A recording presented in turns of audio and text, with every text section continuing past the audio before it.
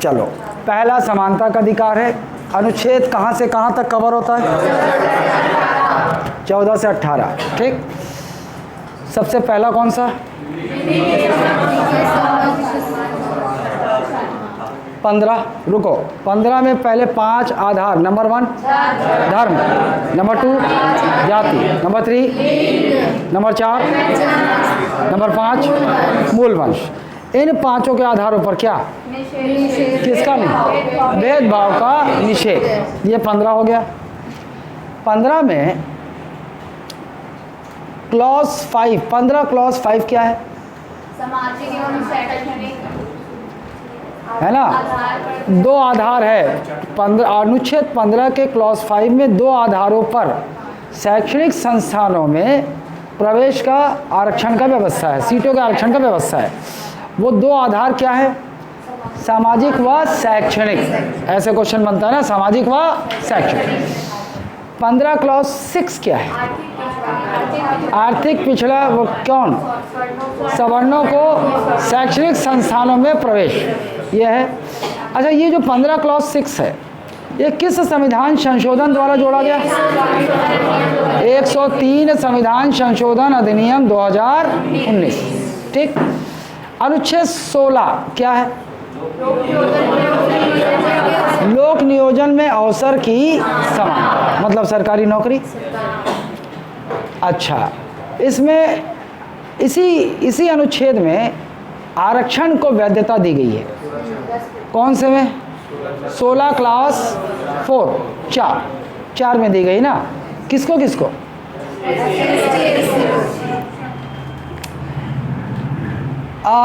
16 clause 6 ये जोड़ा गया है हाल में किस संविधान संशोधन द्वारा? और 16 क्लॉज 6 में किसके लिए आरक्षण की व्यवस्था है? आर्थिक रूप से पिछड़े सवर्णों को। पॉपुलरली अंग्रेजी में क्या बोलते हैं आप लोग? EWS, economically weaker sections. Okay. 17 क्या है? 18 क्या है? यह हो गया पहला वाला। दूसरा वाला मौलिक अधिकार कौन सा है?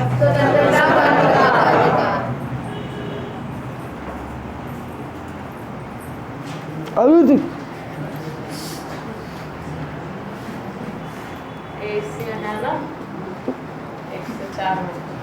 कहाँ उन्होंने दवा कंप्यूटर कहाँ? उसमें डलना चाहिए।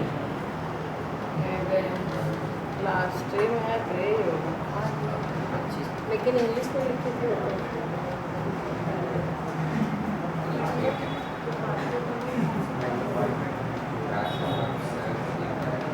अरे जल्दी जल्दी दवा 2 बार। नहीं, ढूंढ के जा। हाँ, कहाँ?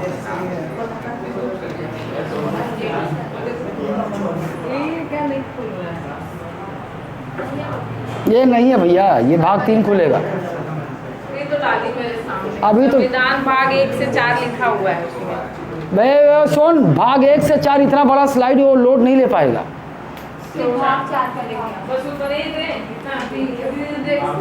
भाग 4 का चाहिए मुझे। हाँ, स्वतंत्रता का अधिकार है ना। इसके तहत कौन कौन से अनुच्छेद शामिल हैं? 19, 20, 21, 22। ठीक। अनुच्छेद 19 के तहत मूल संविधान में 7 प्रकार के अधिकार दिए थे ना, लेकिन वर्तमान में कितने हैं? 6। वो 7वां कौन सा नहीं है? संपत्ति का अधिकार ना। और ये जो भाग 3 में बार बार हम संपत्ति का अधिकार की बात कर रहे हैं, ये 2 जगह था। 2 जगह। पहला कहाँ था? 31 का पहला यहाँ था। एक जगह और था, कहाँ? 19(1)(4) यहाँ था। तो 44वें संविधान संशोधन अधिनियम 1978 द्वारा इन दोनों जगहों से इसे हटा दिया गया। अब भाग 12 में ले जाकर रख दिया 300 क के तहत। अच्छा, अब एक क्रम में अनुच्छेद 19 के तहत जो 6 प्रकार के आपके अधिकार हैं, एक क्रम में सबसे पहला, दूसरा,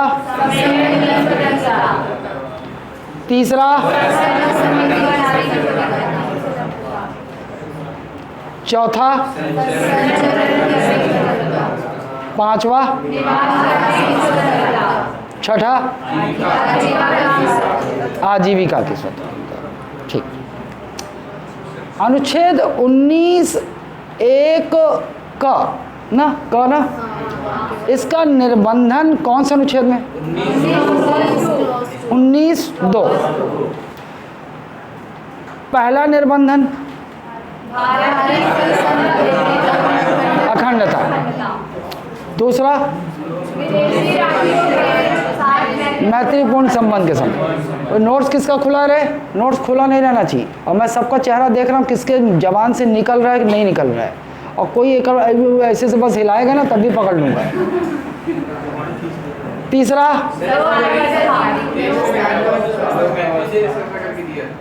हाँ, तो मैत्रीपूर्ण विदेशी राज्यों से मैत्रीपूर्ण संबंध की दृष्टि में प्रतिबंध लगाया जा सकता है आपका वाक्य एवं अभिव्यक्ति की स्वतंत्रता। तीसरा, लोक व्यवस्था। चौथा, सदाचार एवं शिष्टाचार। पांचवा, मानहानि। छठा, अपराध उद्दीपन। ये इन आधारों पर आपके वाक एवं अभिव्यक्ति की स्वतंत्रता को प्रतिबंधित किया जा सकता है। इसका मतलब हम एक और चीज़ समझ गए कि मौलिक अधिकार असीमित नहीं है, सीमा उनकी है, क्योंकि संविधान ने स्वयं कुछ आधार बता दिए हैं कि इन आधारों पर इन मौलिक अधिकारों को, इन अधिकारों को आपके रोका जा सकता है। अच्छा, अब जो दूसरा वाला आपका स्वतंत्रता का अधिकार है वो कौन सा है? सम्मेलन करने का अधिकार। नहीं, यहाँ कुछ नहीं, ये है दूसरा। अच्छा हाँ, 19 के तहत, हाँ ठीक, एक और फैक्ट बन गया। देखो भाई, संविधान में तो वाक एवं अभिव्यक्ति की स्वतंत्रता है आपको, लेकिन सर्वोच्च न्यायालय ने विभिन्न वादों में और भी अन्य को मौलिक अधिकार माना है 19 वाक एवं अभिव्यक्ति के तहत, है ना। अलग से क्वेश्चन बनता है ना, संविधान में नहीं है ये। सर्वोच्च न्यायालय के अनुसार पहला, प्रेस की स्वतंत्रता, मीडिया की स्वतंत्रता, बोल दे बातें की है। दूसरा, राष्ट्रीय झंडा फहराने की स्वतंत्रता। तीसरा, सरकारी गतिविधियों को जानकारी प्राप्त करने की स्वतंत्रता। तीसरा, विरोध प्रदर्शन करने का अधिकार तो है, लेकिन उसका अर्थ हड़ताल नहीं है। और शांति का अधिकार और फोन टैपिंग के विरुद्ध अधिकार। ये सर्वोच्च न्यायालय के अनुसार वाक एवं अभिव्यक्ति की स्वतंत्रता के तहत आपके अधिकार माने गए। ठीक। उन दूसरा वाला कौन सा है? सम्मेलन करने का अधिकार ना, इसका प्रतिबंधन, इसका कहाँ है निर्बंधन? 19 क्लॉज 3 है ना। क्या क्या आधार है? भारत की संप्रभुता, अखंडता। दूसरा, लोक व्यवस्था एवं यातायात नियंत्रण, या सम्मेलन में याद रखना यातायात नियंत्रण है। तीसरा वाला कौन सा अधिकार है? संघ सहकारी समिति बनाने का अधिकार। ठीक। इसका निर्बंधन कहाँ है? Clause 4, 19 clause 4।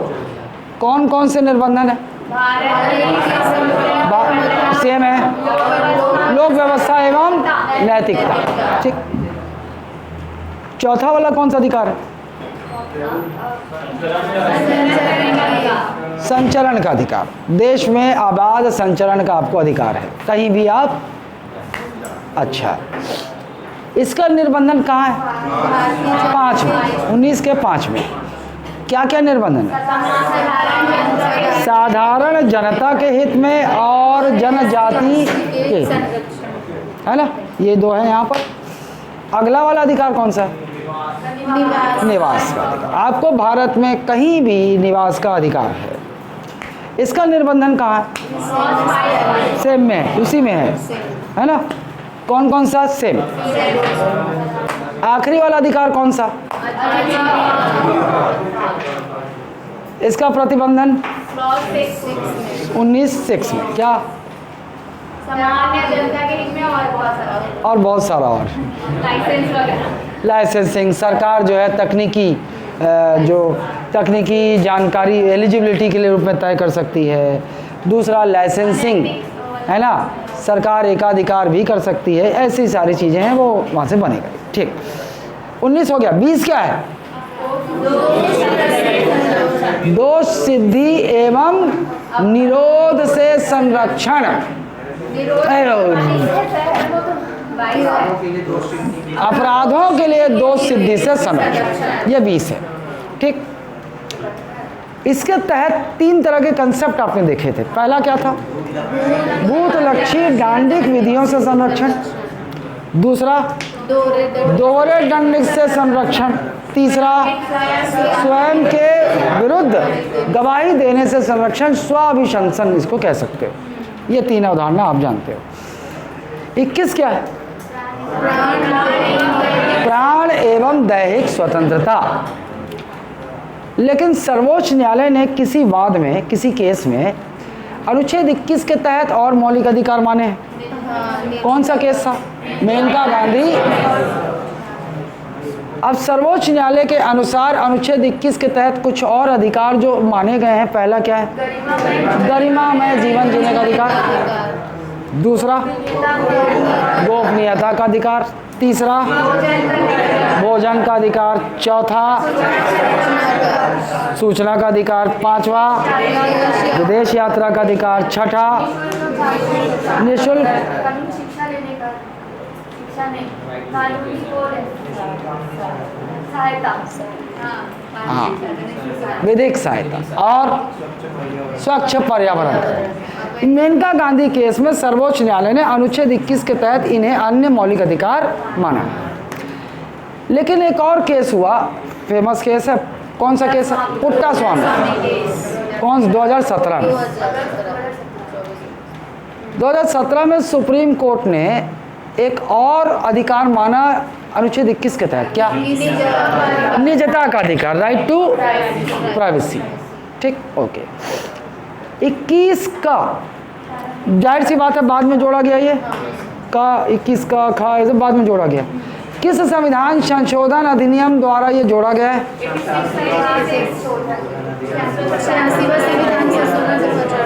2002।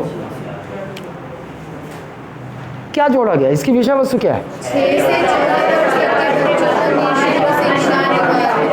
ठीक, ये जो संशोधन किया गया ये वास्तव में संविधान के एक अन्य जगह दूसरी रूप में था। कहाँ? 45 में। वहाँ की विषय वस्तु क्या है? 6 वर्ष तक के बच्चों को निःशुल्क एवं अनिवार्य शिक्षा। निःशुल्क है ना, देखभाल और अनिवार्य शिक्षा, वही था। इसी में थोड़ा सा संशोधन किया और मौलिक अधिकार बना दिया अनुच्छेद 21 का में। लेकिन इसके साथ ही साथ एक और जगह जोड़ा गया ये अनुच्छेद 51 का, और ये किससे संबंधित है? मौलिक कर्तव्य या मूल कर्तव्य से संबंधित। इसको वहाँ भी जोड़ा गया। कौन से क्रम का मूल कर्तव्य बन गया ये? 11वां। और यहाँ की विषय वस्तु क्या है? वही 6 से 14 वर्ष तक के नागरिकों का कर्तव्य होगा कि 6 से 14 वर्ष तक के बच्चों को अनिवार्य शिक्षा उपलब्ध कराए। ठीक, अच्छा, एक कौन मेरे को ईमानदारी से बताओ, और मैं बता रहा हूँ, चेहरे देखकर मैं जान जाऊंगा झूठ बोल रहे हो कि सच। ये तैयार है पूरा तुमसे? हाँ, भाग 3 भाग तीन बोला था ना आज के लिए।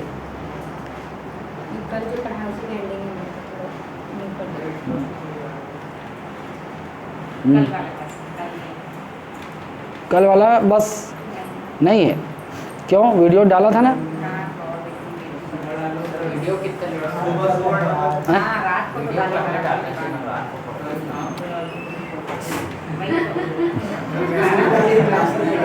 मैं सालों अगर तुरंत डालूंगा ना तो एब्सेंट हो जाओगे। रात में डालता हूँ, जो नहीं आया तो थोड़ा सजा मिलना चाहिए भाई। वीडियो दे रहा हूँ कि तुमसे छूटे ना क्लास, लेकिन नहीं आ रहे हो तो सजा तो मिलनी चाहिए। हाँ, कैसे? शुभम बस सालो तेरा कहाँ है रे? अच्छा तू तो आ ही नहीं रहा, तू काहे नहीं आ रहा रे? दूसरों के शादी में नाचने वालों का स्वयं का शादी नहीं हो पाता है। हाँ नोनी पढ़े रेस, पढ़े पक्का, विश्वास है, याद आवत है, याद काबर नहीं है नोनी, कैसे याद होगी? थोड़ा ध्यान लगा, लिख लिख के पढ़ाई कर, है ना, लिख लिख के पढ़ाई कर, सबो याद होई नहीं। और नवा वाले सिंदूर लाया इसका एकदम चमक रहा है, एकदम ऑरेंज एकदम। अबे नवा पति नहीं बोला, नवा सिंदूर बोले। अरे तो मालूम है मेरे को भी, मेरे भाई भी लगाती है सिंदूर। एक तो लाल, डार्क लाल होता है, वो संतरा वाला अलग से चमक रहा है। ये देखो ये लाल है, ये देखो ये वाला, देखो ये कलर, और उसका देखो एकदम ऑरेंज संतरा कलर, सिंदूरी कलर। आलो नहीं शशि कला पढ़े हस कल का और बताना एक बार, ठीक? कल अरे बड़े आराम से तो चला था रे। अच्छा रिविजन, ओके ओके ठीक है ठीक है। आलो नहीं शबनम याद है कि नहीं बता? तब याद आ रहा है, वो परीक्षा में तो मैं नहीं आऊँगा, लो नहीं याद दिला दे। हाँ अरे कष्ट, हाँ 60-70% याद है।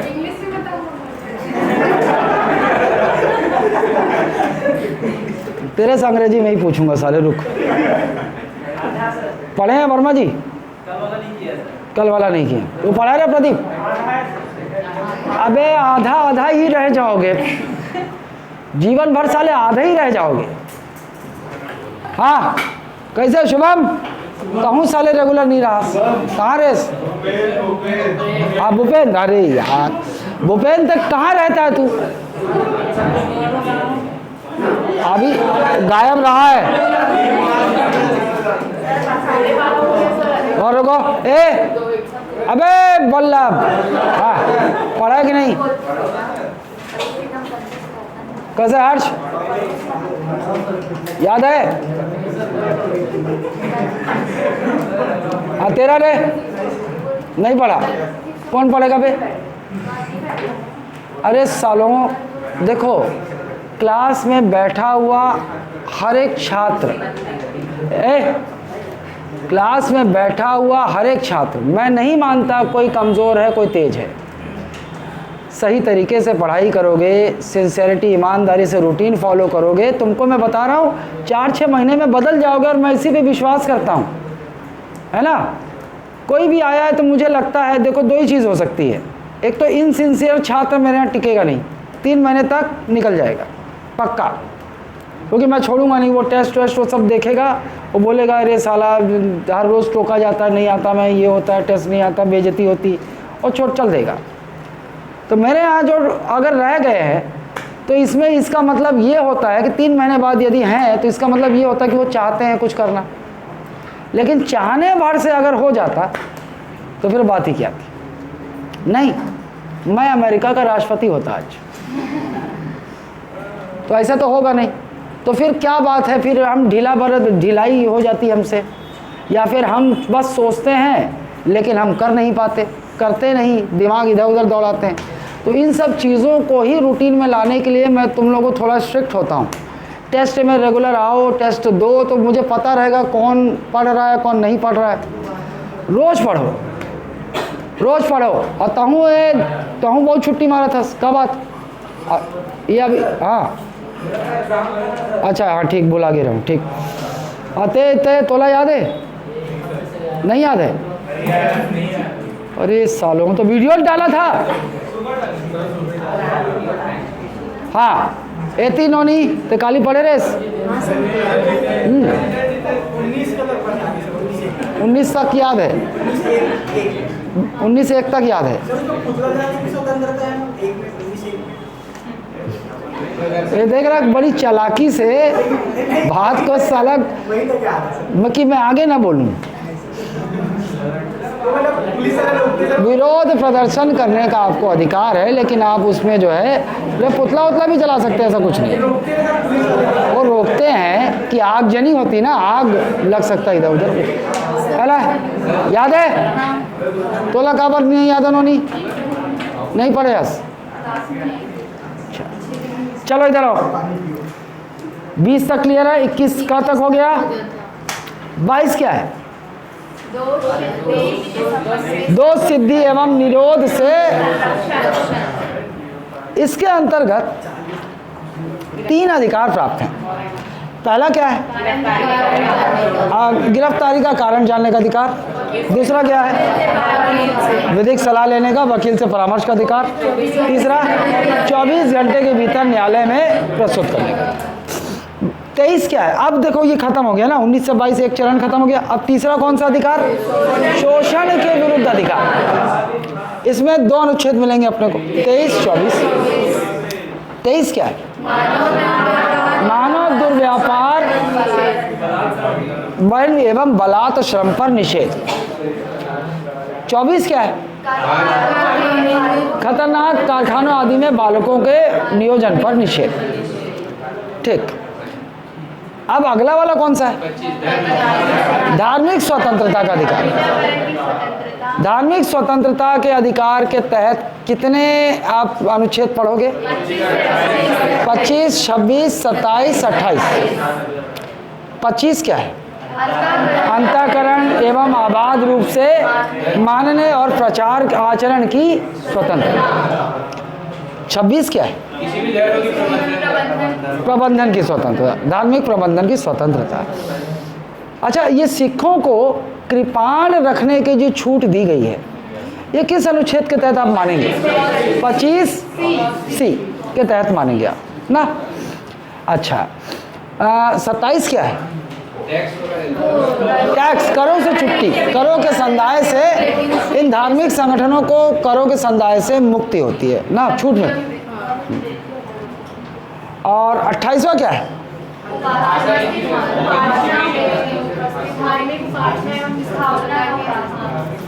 ठीक, मतलब शिक्षण, ये जो उपासना और ये सब प्रेयर और ये सब, उसमें आप। अगला अंतिम वाला कौन सा है? अच्छा, एक और है, पांचवा कौन सा है? सांस्कृतिक एवं शैक्षणिक अधिकार। अच्छा, इसमें अल्पसंख्यकों के विषय में बात हो रही। 28 और 29 दोनों में वास्तव में उन्हीं की बात हो रही। अल्पसंख्यक 29 और 30 में दोनों की ही बात हो रही है, उसमें अल्पसंख्यक ही है। लेकिन यहाँ पर इसका अर्थ केवल हमें धार्मिक अल्पसंख्यक नहीं मानना है। 28 में क्या है विषय वस्तु?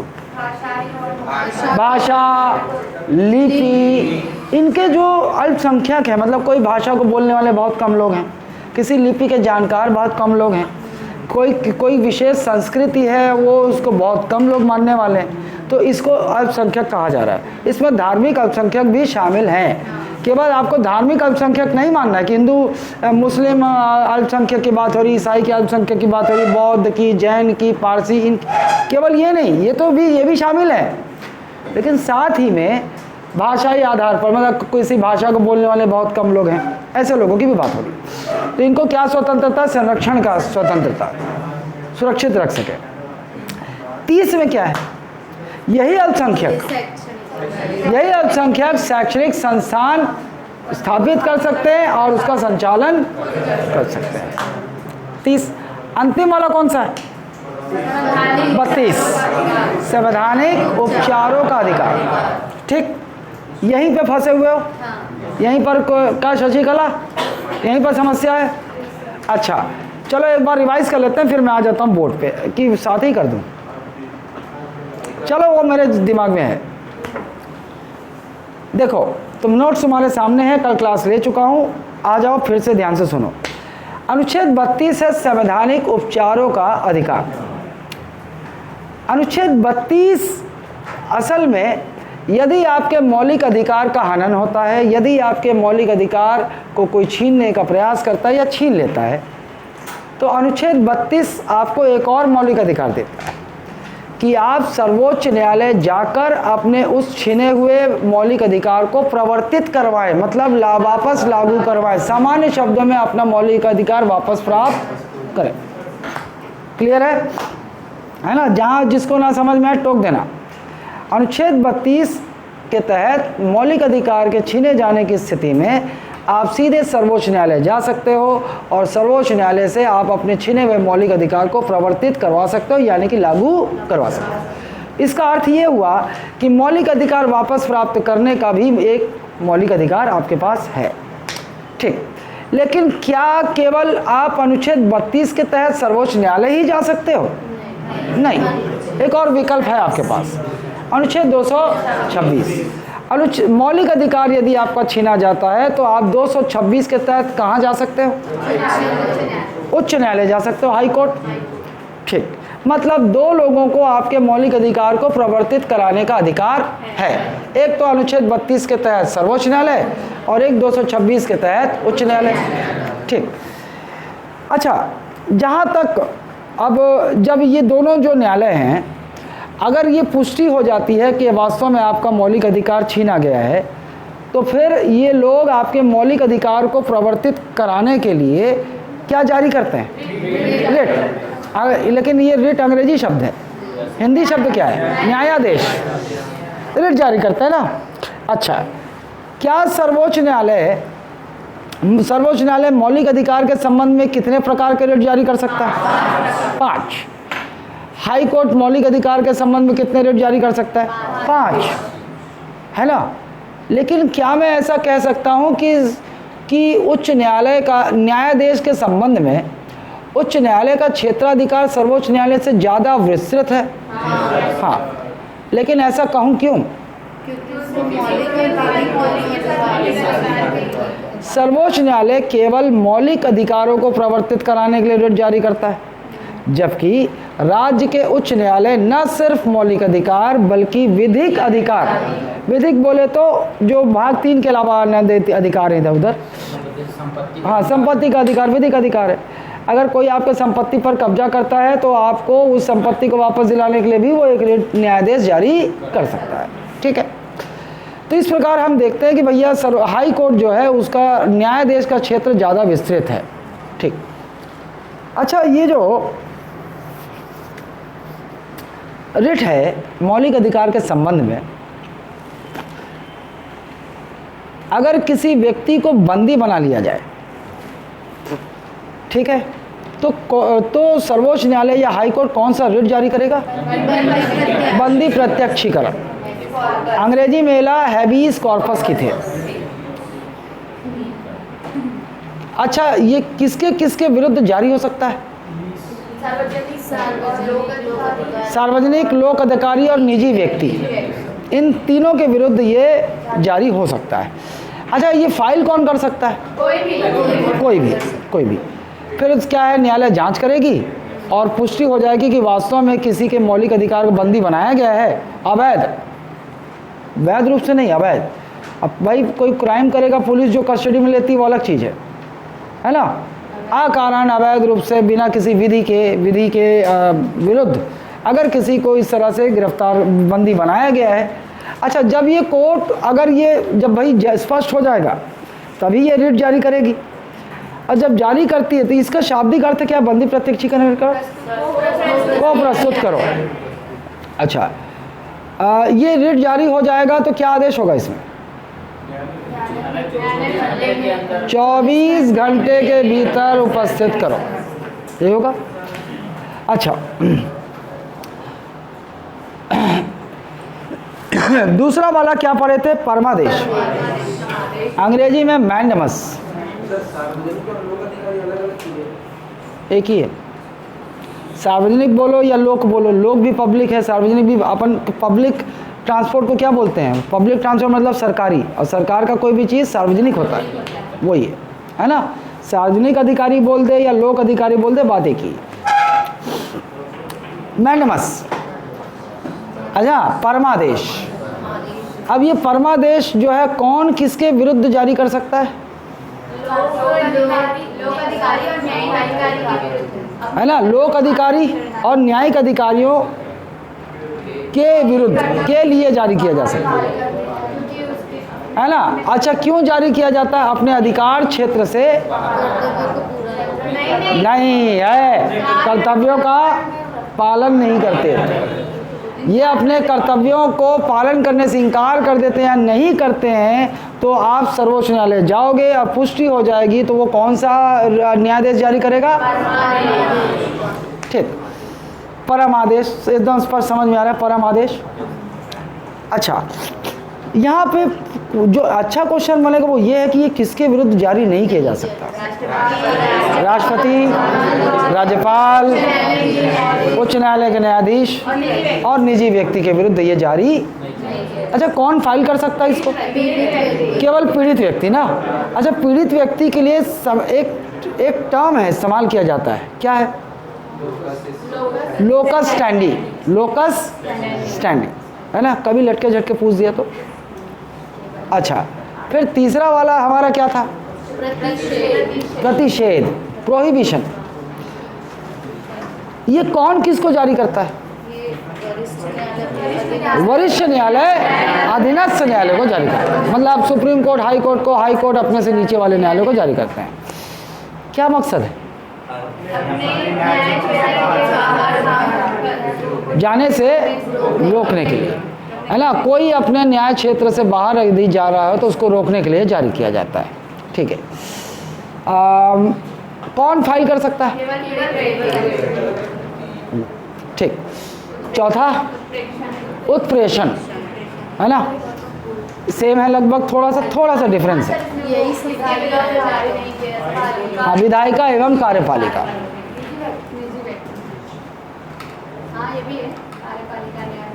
प्रतिषेध, तो हाँ, प्रतिषेध, हाँ। अरे नोनी, किसको समझ में नहीं आ रहा? अभी अपन बोल रहे हैं तो बताओ, जहाँ समझ में ना टोक दो। शशिकला, आते समझ में? आते पक्का? तोलो नोनी। और कोई है रे? ओए, अब ये तो साला आज ही आया है, लेकिन वीडियो भी नहीं देखा होगा।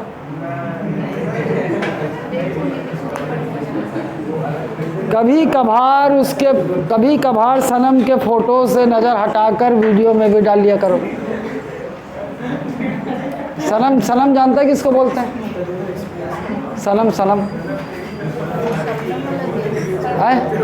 आजकल नहीं होता है, आजकल ऐसे शब्दों का प्रयोग नहीं किया जाता ना। वो ज़माना चला गया, सनम, सजन, ना, साजन, सजनिया। हाँ, अब अंग्रेजी मीडियम के हो गए सब। हिंदी माध्यम के भी इस मामले में अंग्रेजी मीडियम के हो गए ना। अलग अलग नाम संबोधित किया जाता है ना आजकल। ना, नहीं, साला बाबू हो गया है, सोना हो गया है, बेबी हो गया है ना। तुम लोग भी करेश बनना चाह रहे हो? करे हाँ।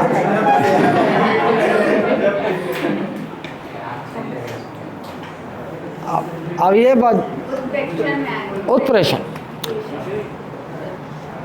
वरिष्ठ न्यायालय अधीनस्थ न्यायालय को जारी करते हैं। ये भी वही सेम है लगभग, लेकिन थोड़ा सा विषय वस्तु में अंतर ये है कि जब कोई अपने न्याय क्षेत्र से बाहर जाकर चला जाता है। अच्छा, पहले जाने से पहले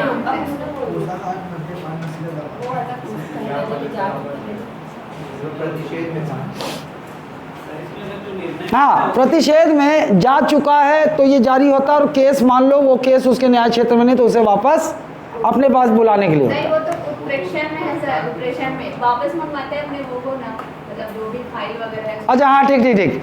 अगर चला गया है तो उसके जो भी आदेश दिया क्वैश रद्द कर देगा। ठीक। अब उत्प्रेषण में क्या होता है? फिर वही वरिष्ठ न्यायालय अधीनस्थ न्यायालय को जारी करेगा। और यहाँ पर क्या होता है कि अगर वो अपने अधिकार क्षेत्र से बाहर जा रहा है तो उसे रोकने के लिए, रुक जा भैया, तेरे अधिकार क्षेत्र में ये नहीं है, वो जो केस फाइल है ट्रांसफ़र कर, हमारे पास ट्रांसफ़र कर। ये हो गया सर्शियरी। ठीक है। और ये भी आपको पता है, केवल न्यायिक अधिकारी और अधिकरण के विरुद्ध ही जारी हो सकता है, न्यायालय और। ठीक। अच्छा, कौन फाइल कर सकता है? पीड़ित व्यक्ति। अंतिम वाला कौन सा है? अधिकार परीक्षा, क्यो वारंटो, अच्छा, ये कौन फाइल कर सकता है? कोई भी। इसका शाब्दिक अर्थ क्या है? किस अधिकार से या किस प्राधिकार से ना। अगर कोई भी जो है गलत तरीके से अगर किसी पद पर बैठा हो, है ना, या वैधानिक रूप से अवैधानिक रूप से पद पर बैठा हो, तो फिर मतलब फर्जी तरीके से यदि किसी ने पद प्राप्त किया हो तो उसके विरुद्ध जारी होगा और फिर उसकी नौकरी वोकरी सब छीन ली जाएगी। ठीक, ये हो गया पूरा रेट आपका। मेरे ख्याल से देखो, हम लोगों ने इस पूरे भाग 3 को, अब मैं बता रहा हूँ तुमको कि हम पूरे भाग 3 को अभी आपको अपन जैसे चले हैं उस हिसाब से यार ईमानदारी से काम करोगे तो सब रटा जाएगा कोना कोना, है ना। अब अगर मान लो चूक गए हो तो साला आज भाग 3 पूरा हो जाना चाहिए।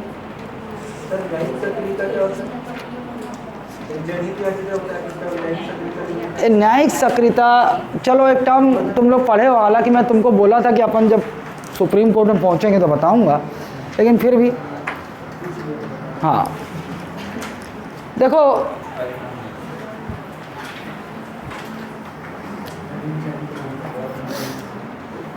यूँ तो हम जानते हैं विधायिका का कार्य है विधि बनाना, कार्यपालिका का कार्य है विधि को लागू करवाना, और न्यायपालिका इन दोनों से भिन्न, इधर इसका काम है न्याय करना।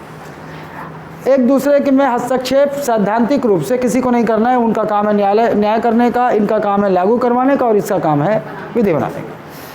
लेकिन एक वजह से ये जो न्यायपालिका है ना, ये कार्यपालिका में भी हस्तक्षेप कर सकती है और विधायिका में भी हस्तक्षेप कर सकती है, और वो शक्ति को हम क्या कहते हैं?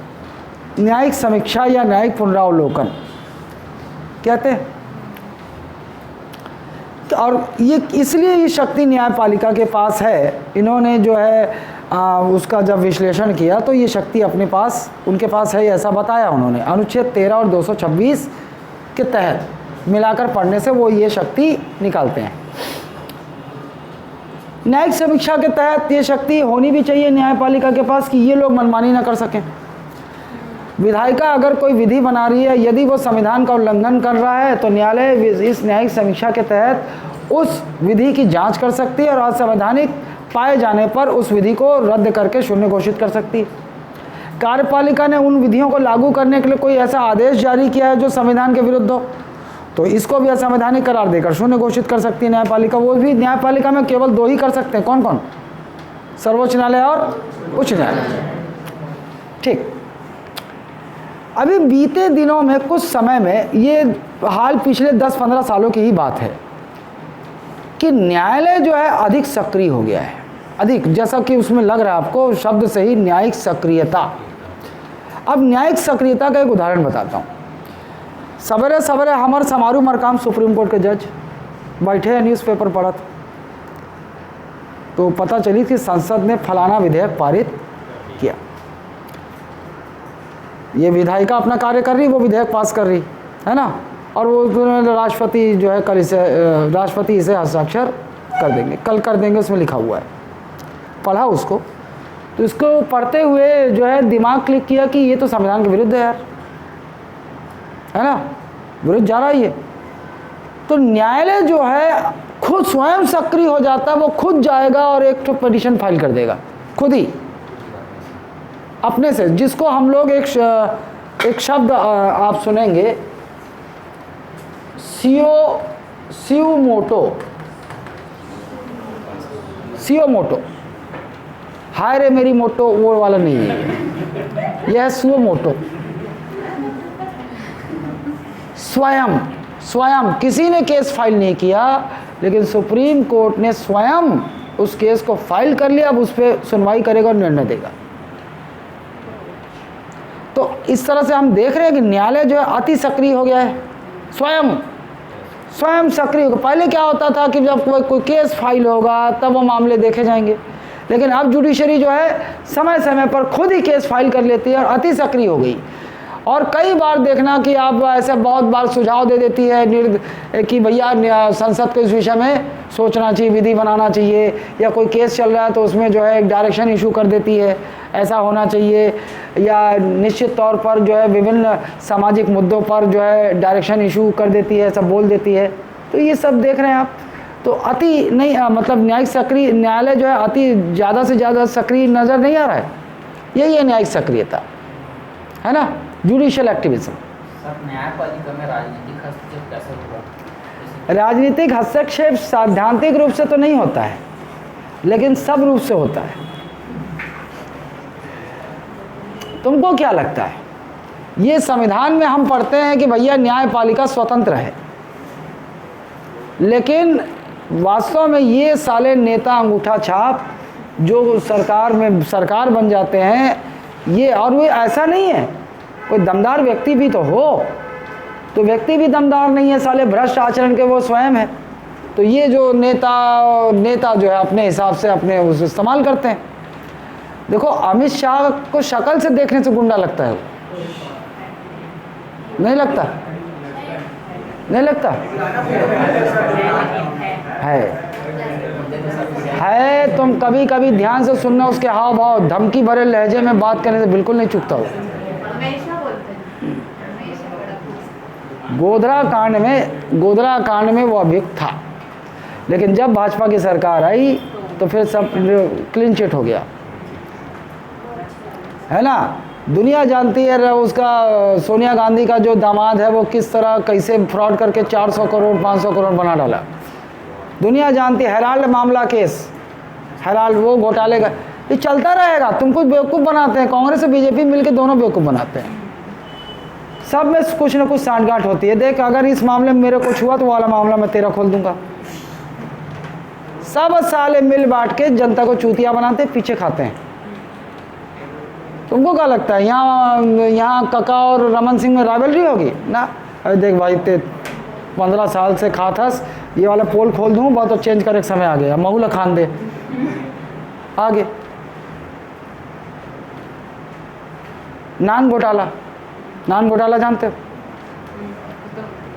उसमें जानते हो अनिल टुटेजा, जो टुटेजा साहब हैं उनके बड़े भाई, 600 करोड़ का है कुछ शायद घोटाला वो। कुछ नहीं, सब राजनीतिक, सब मिल बांट के खाते हैं साले, सब का राजनीतिक समीकरण है, कुछ नहीं होगा, फ्री है वो।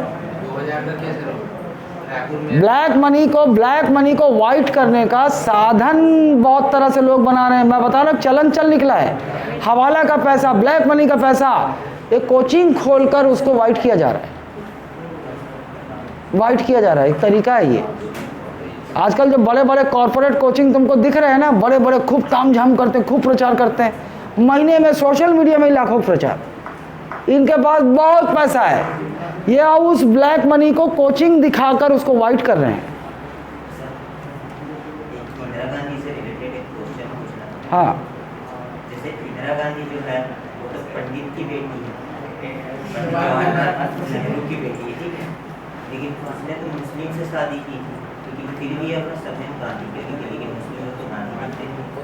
और देखो भैया, स्त्री की कोई जाति नहीं होती, स्त्री का कोई धर्म नहीं होता। फिरोज गांधी जो है ना वो अच्छा मतलब क्रांतिकारी थे, तो वो गांधी चाहता था कि मेरे बाद भी गांधी का कुछ चलेगा, तो फिरोज गांधी को अपना सरनेम दिया, और फिरोज गांधी और इंदिरा गांधी का अफेयर शादी के वजह से।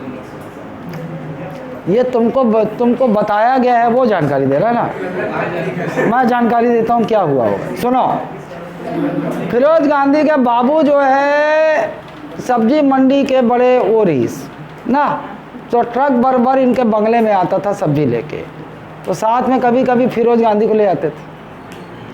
टाका भिड़ गया, नैन लड़ गए, अफेयर चल गया। इंदिरा गांधी इससे विवाह करना चाहती थी, लेकिन जवाहरलाल नेहरू को ये डर था, ये नहीं, वो राजनीतिक डर था कि भैया मुस्लिम से विवाह करेगी तो फिर मुझे राजनीतिक चोट पहुंच सकती, इसलिए जवाहरलाल नेहरू खिलाफ था। लेकिन देखो दोनों मिलकर कैसे बेवकूफ़ बनाए। अब गांधी आइस, मैं इसे अपना सरनेम देता हूँ, फिरोज खान से हो गया फिरोज गांधी, सरनेम देने से हो गया, और अब भाई महिला की कोई जाति नहीं होती, जैसी व्यवस्था चली आ रही है, तो महिला का जिससे विवाह हुआ वो उस धर्म हो गया, वो उसकी जाति हो गई। तो इंदिरा गांधी उनसे हुई तो उनके जो औलाद हो गए वो मुस्लिम हो गए। लेकिन राजनीतिक समीकरण देखो, हिंदू मुस्लिम भी खुश, मुस्लिम को भी खुश कर दिया, जगह मिल रही है। और दूसरा, हिंदुओं को बोल दिया देखो भैया फिरोज खान नहीं है वो, मैंने उस अडॉप्ट कर लिया है, वो गांधी है। और इस प्रकार से अब जो पैदा हुए वो गांधी सरनेम लेकर के पैदा हो रहे हैं, है ना। वास्तव में अगर ऐसे देखा जाए तो भाई देखो, धर्म जाति मैं नहीं मानता, लेकिन मान लो जिस तरह से दुनिया मानती है, जो इधर हिंदू कर रहे हैं साले, उधर मुस्लिम कर रहे हैं, उधर साले जिहाद कर रहे हैं, आतंकवाद कर रहे हैं, है ना। वो मेरे कुछ से कोई मतलब नहीं, मेरे लिए सब चूतियापे हैं, मूर्खता है। धर्म और जाति की उत्पत्ति, जाति की उत्पत्ति हुई है शोषण के लिए, और धर्म की उत्पत्ति हुई है एक दूसरे को लड़ाने के लिए, ये जान लो, ठीक। तो मूर्ख बना रहे हैं बस, और कुछ नहीं है। गांधी सरनेम का इस्तेमाल करके गांधी के प्रभाव में 60 साल राज किया। वही तो क्या ना, गांधी गांधी गांधी काकर है, कोई नहीं जाने, अरे गांधी परिवार से हमारा आज़ादी दिलाए, ये था कारण, है ना। तो चलो, अरे और तुमको क्या पता, जवाहर नेहरू, मोतीलाल नेहरू से पहले नेहरू सरनेम भारत में कोई जानता ही नहीं था। कहाँ से ये सरनेम आया, किधर से आया, कुछ पता नहीं। ये भी कहा जाता है कि वो मुस्लिम ही थे, ये भी कहा जाता है मुस्लिम थे, अचानक जो है राजनीति के लिए नेहरू सरनेम लगा लिया, आइडेंटिटी छुपा ली, और कश्मीरी पंडित अपने आप को बताने लगे। कश्मीर से आए थे, और जवाहरलाल नेहरू और वो जो फारूक अब्दुल्ला, वो तो चेहरा मिलते। और हाँ देख लो, मैच करो, बहुत जमता भी है। तो ये राजनीति है ना। राजनीति में जनता को सबसे पहला मकसद होता है बेवकूफ़ बनाओ, तभी शासन कर पाओगे। अरे कहाँ था रे, हो गया क्लियर है पूरा भाग 3 तक। अभी चलो, अभी देखो, अभी भूमिका तो समझाऊं, चलो देखो, खोल दे का कहाँ कानूनी,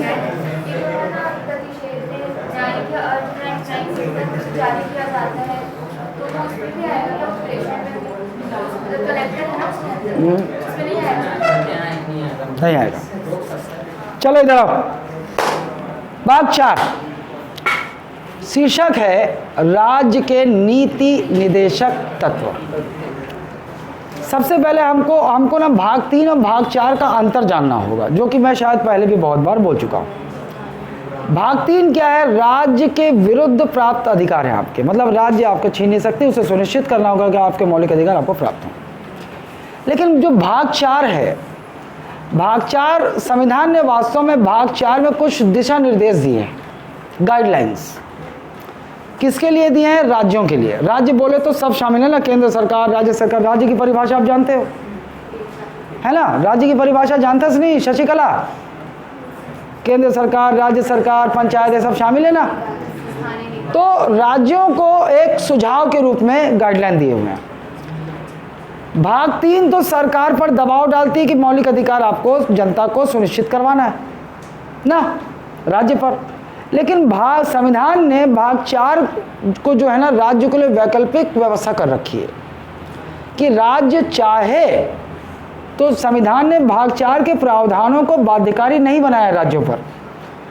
उसमें ऐसे छूट दे दी गई है कि राज्य चाहे तो अपनी नीतियों में, अपनी योजनाओं में इन प्रावधानों को शामिल कर सकते हैं, जो भाग 4 में है।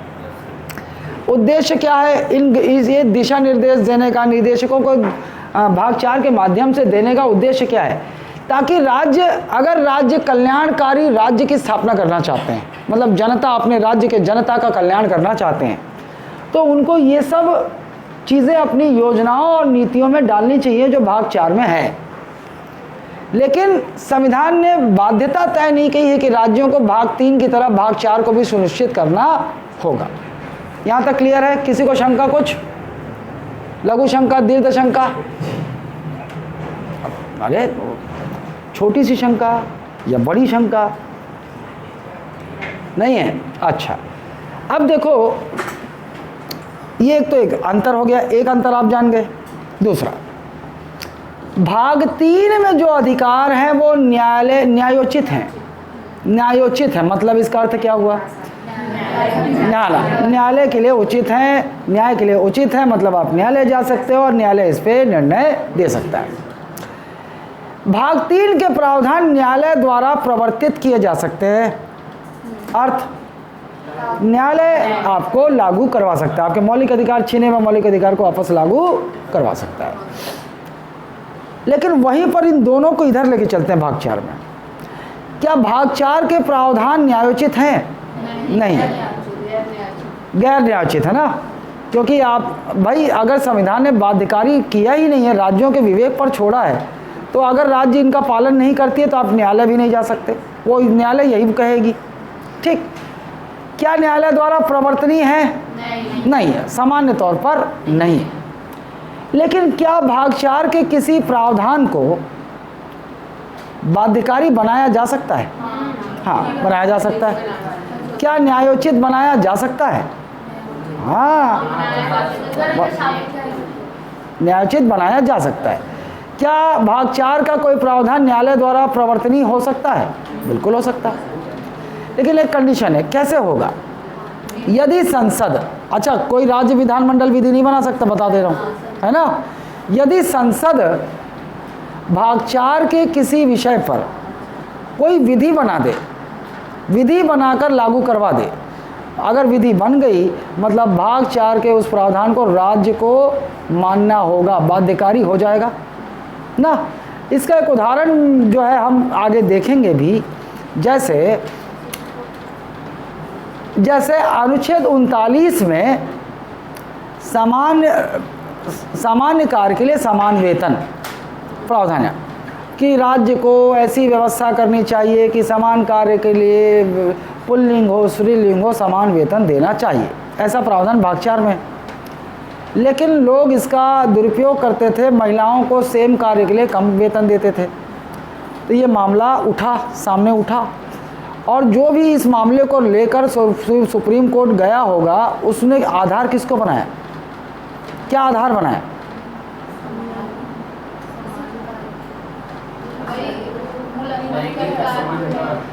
हाँ, अनुच्छेद 15 को आधार बनाया कि भैया देखो लिंग के आधार पर भेदभाव नहीं हो सकता, लेकिन मेरे साथ लिंग के आधार पर भेदभाव हो रहा है। सेम काम सेम पद, पुरुष को ज़्यादा सैलरी दी जा रही, मुझे कम दी जा रही, ये मामला आया। अब इसी मामले के दौरान सर्वोच्च न्यायालय ने गाइडलाइन दिया और संसद ने क्या किया, इसी प्रावधान के ऊपर एक विधि बना दिया। क्या बना दिया? समान कार्य समान वेतन अधिनियम बना दिया, समान पारिश्रमिक अधिनियम बनाया 1976, अंग्रेजी में इक्वल रिम्यूनरेशन एक्ट 1976। अब जब बना दिया संसद ने तो फिर बाध्यकारी हो गया ये। अब कोई भी केंद्र सरकार, राज्य सरकार, कोई राज्य कोई भी ऐसा भेदभाव नहीं कर सकता, एक पद के लिए, एक कार्य के लिए एक वेतन देना होगा। समझ गए? तो भाग 4 के किसी प्रावधान को बाध्यकारी किया जा सकता है राज्यों के लिए यदि संसद उस पर विधि बना दे। क्या राज्य विधानमंडल इस पर विधि बना सकता है ना? क्लियर है? ओके।